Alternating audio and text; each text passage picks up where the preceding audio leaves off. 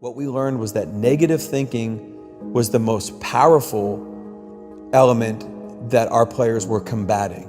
That negative thinking was weaponizing them against them. So how's negativity carried? Well, is it your internal thoughts?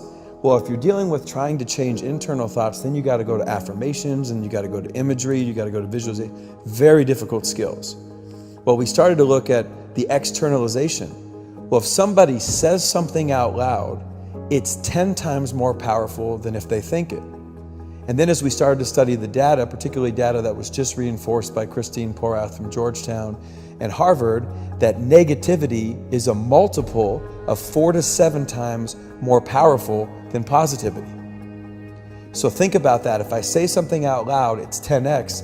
If it's negative, it's 4 to 7 times more powerful. So when I say negative things out loud, it's 40 to 70 times more likely that that will happen or cause a result that won't be good for me than if I just didn't say anything. If you follow the data and you say stupid shit out loud, ultimately you're predicting and perpetuating exactly what you don't want to have happen. And who's always in control of what Tom Billy says? You're always in control of what you say. People say, yeah, but I can't. The thinking, everybody's up in the thoughts. I've been with people the night before Super Bowl, the night before national championships, 8 different times where the doubt's there, but we're not externalizing it. And then I'll have people say, well, what, do you want me to lie? I'm not telling you to lie. I'm telling you that if you look at the information and you say, I don't want to be here today, I hate this job, God dang, or you look at Mohamed Sanu, they're up 28-3 in the Super Bowl playing against Tom Brady, and he looks at his friend and says, hey man, they still got Tom Brady on their side. There is no lead that's safe. Well, why are you saying that? You know, and you're almost predicting that that's what's going to happen. Now, ultimately, not saying stupid things out loud is, you have to create an alternative. So I started thinking about a car. If a car's going backwards, it can't automatically go forward.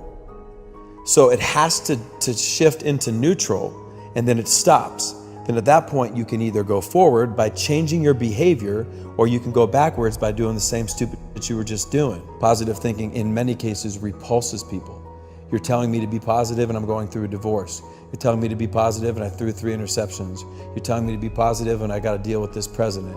So then what's the alternative? Well, the alternative has always been negative. Are affirmations important? Absolutely, they're important. Are changing from the inside out important? Yes, but they're not the starting points. Don't say stupid shit out loud. Be mindful of what you consume. If I watch 3 minutes of news, it increases my probability by 27%. I'm going to say I had a shitty day. The lesson my dad was trying to teach me ultimately was, in addition to my language, what I do, not how I feel about my past, is going to determine who I am in the future. And that's what I think neutral thinking is. And I think neutral thinking isn't just thinking, I think it's behavior, and I think it's language. So your behavior is what's going to change you. But you also have to start by asking yourself, what do I want and why do I want it? Why don't I have it? You know, what am I willing to do to get it? When you become helpless, you become hopeless. And when I feel like I can control my behavior, when I feel like I'm in control of, even if I'm going through cancer, even if I'm going through a difficult challenge, even if I'm going through a reorg in a business, you know, if I still feel like, okay, this is not optimal, but there's something I can do, then I'm helpful to myself. And when I'm helpful, I'm hopeful. And when I'm helpless, I'm hopeless. So my dad's belief always was to make hope a habit. And that hope was the most powerful medicine that we all have. And then I think we have to believe that we can influence our future.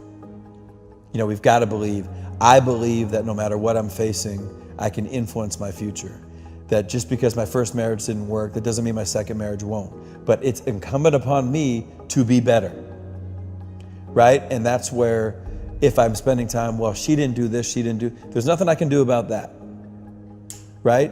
But that's true, and that's where you're talking about, well, the past feels predictive, right? Well, I thought, you know, hey, what are you gonna do to be different going forward? But so many people think the self-help industry is about things you do. I think one of the things that makes athletes so incredible is what they're willing not to do, what they're willing not to say, what they're willing not to eat, what they're willing not to consume, what they're willing not to watch. That's what makes, think about, it's 2020. What are 5 things you cannot do right now that will instantly make your life better? What are the things that are in our control? What we watch when we get home, what we listen to when we're in our car, who we talk to when we get on our cell phone, and what we say out loud always as we speak. And I think that those are the powerful things, and ultimately our behavior is what's going to define our success.